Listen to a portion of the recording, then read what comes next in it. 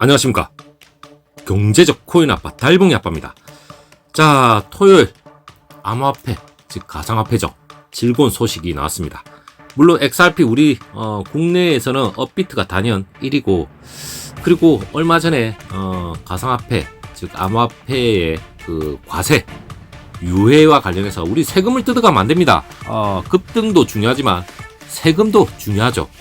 자, 이게 폐지 수순을 밟을 수도 있다는 그런 얘기도 나오고 있고, 그리고 국내에서도 지금 현재 보고 계시듯이 여에서는 가상자산 현물 ETF 도입을 검토하고 있고, 야에서는 스테이블 코인 활성화도 검토하고 있고, 국내 국외에서 우리가 지금까지 너무 눈을 돌렸던 그런 것도 있지만, 자, 국내의 여건도 지금 발빠르게 움직이기 시작하고 있는 것 같습니다.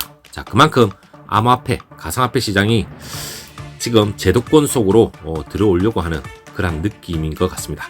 자, 바로 이 부분에 대해서 바로 후반부에 가상화폐 폐지, 세금 유예가 아니라 폐지도 가능할 수도 있다는 그 얘기까지 바로 연결해 보도록 하겠습니다.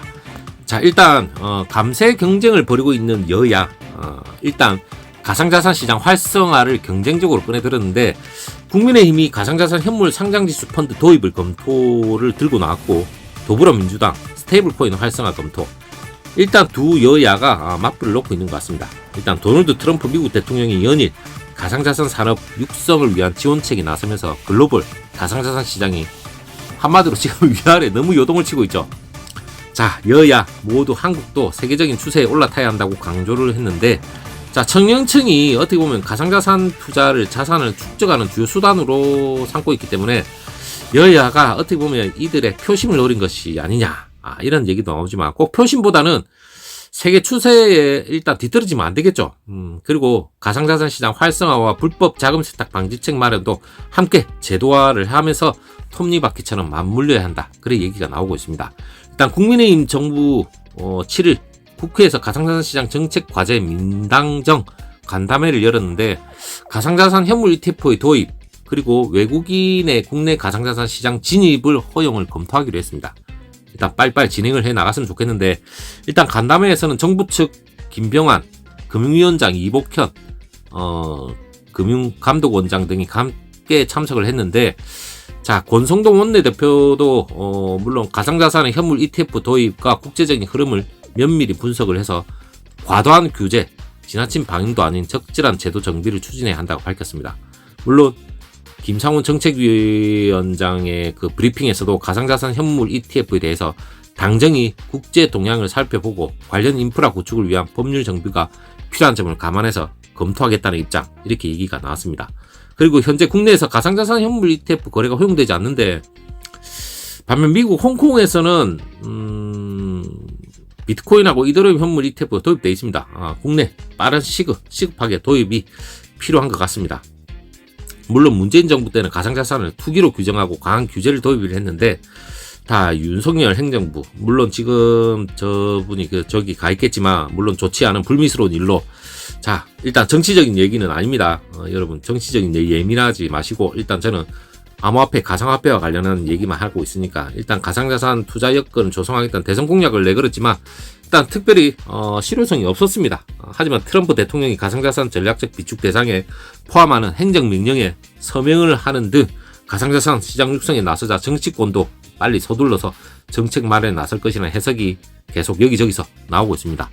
자, 금융위 자금 세탁과 관련된 안전장치가 보완된다면이야 해외 고객들도 국내 가상자산 시장에 투자할 수 있도록 문호를 개방하겠다는 그런 입장을 밝히고 있습니다. 자, 원화 기반의 스테이블 코인 도입 가능성도 지금 열어놨는데, 물론 스테이블 코인이 통화 가치에 연동되는 가상자산으로 금융시장하고 가상자산은 중개하는 역할을 합니다. 일단 달러 기반 코인들에 대해서 잘 모니터링하면서 양성하는 쪽으로 갈지 전면적으로 막을지 정리해 나갈 것이라고 얘기가 나오고 있습니다. 자, 민주당도 가상자산 정책에 쟁걸음을 하고는 있지만 민주당 6일에만 2차례 가상자산 관련 토론회를 열었고, 물론 가상자산 관련 정책을 점검까지 했습니다. 김민석 최고위원, 물론 미국 트럼프 정부의 가상자산 정책이 아직 구체적으로 나오지 않았기 때문에, 자, 우리와는 여러 환경이 다르기 때문에 여러 가지 논의가 필요하다, 이렇게 얘기를 했습니다. 그리고 토론회에서 비트코인을 외환 보유액에 편입할 필요성도 제기가 됐는데, 자, 외환 보유액. 민주당 집권 플랜본부 김병욱 총괄본부장은 트럼프 정부의 정책에 맞춰서 외환 보유액의 비트코인 편 여부에 대한 논의를 시작해야 한다. 그리고 토큰 주권, 스테이블 코인 활성화를 통해서 디지털 금융을 허브 한국을 준비해야 할 것이다. 이렇게 얘기를 했습니다. 일단 민주당 관계자들도 미국의 가상자산 정책 변화는 우리가 가상자산 시장에서 더욱 전향적인 정책을 만들 수 있는 좋은 기회라면서 당 내에서도 가상자산 원화에 대한 우호적으로 봐야 한다는 그 흐름까지 형성되는 과정에 있다. 이렇게 얘기를 했습니다. 자, 그리고 여러분, 지금 여러분이 보고 계신 가상자산 과세 또 유의할 바엔 폐지해야 된다. 이게 지금 여러 말이 많은데 김감래 자본시장연구원 센터장이 6일 서울 여의도 국회에서 열린 한국의 디지털 자산 투자자는 누구인가라는 세미나에 참여해서 얘기를 했습니다. 이것 또한 빨리 시급하게 해결을 해 나가야 되는데 현행 소득세법에 통합되어 있는 가상자산 과세제도 자체가 문제가 많다. 이런 얘기가 나오고 있습니다. 물론 정비하지 않았기 때문에 4차 유예를 만약 정비가 제대로 안 되면 또 4차 또 유예 또 해야 됩니다. 또 이게 또 선거하고 맞물리고 이러면 계속해서 이게 뭐 법이 나오면 이 소득세법을 빨리 어떻게 얘기를 해야지 안정화가 되는데 일단 올바른 과세제도를 마련하기 위해서 금융투자소득세처럼 폐지하는 게 옳다는 얘기도 지금 힘을 싣고 있는 게 자, 여의도 국회회관에서 열린 한국의 디지털 자산 투자자는 누구인가 세미나에 참여해서 이렇게 얘기를 했다고 하는데 자, 가상자산 과세 자체가 2022년, 2023년, 2025년 총 3차례 유예가 됐고 유예가 됐다는 건 우리들한테 참 좋은 일이죠. 일단 올해 2027년 1월 1일 시행을 앞둔 상태인데 자, 4차 유예를 막기 위해서는 올해 7월 달입니다. 세법 개정안에 이슈를 해결할 수 있는 과세제도가 나와야 되는데 하지만 이러한 과세제도를 정비하기 위해서 관심이 아직까지 너무 없어요.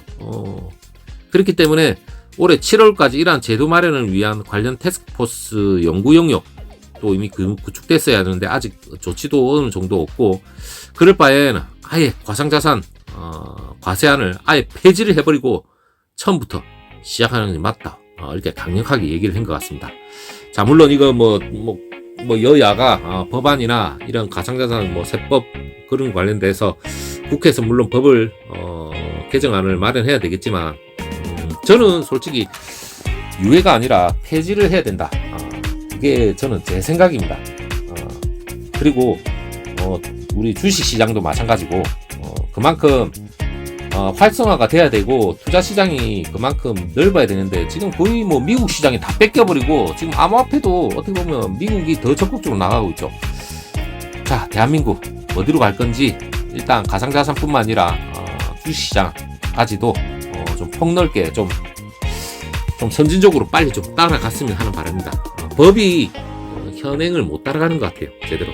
자, 여러분 오늘 멋진 주말 시작해보시고 오후에 멋진 정보 있으면 다시 한번 여러분하고 함께 공유해보도록 하겠습니다. 고맙습니다.